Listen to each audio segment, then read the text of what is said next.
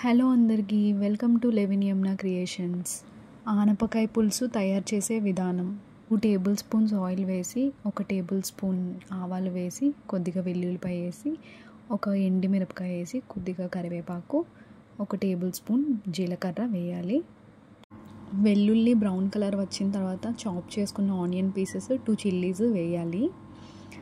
వీటినన్నిటినీ బాగా ఫ్రై చేసుకోవాలి. ఆనియన్ ఎంత బాగా ఫ్రై అయితే కర్రీ అంత టేస్టీగా ఉంటుంది.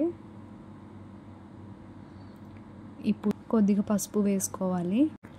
వేరే ప్యాన్లో 1 టేబుల్ స్పూన్ ధనియాలు, 1 టేబుల్ స్పూన్ మెంతులు బాగా ఫ్రై చేసుకొని అది ఫైన్ పౌడర్గా చేసుకోవాలి.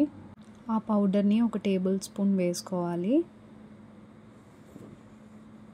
1 టేబుల్ స్పూన్ కారం, ముందుగా కట్ చేసుకున్న ఆనపకాయ ముక్కలు వేసుకొని ఫ్రై చేసుకోవాలి.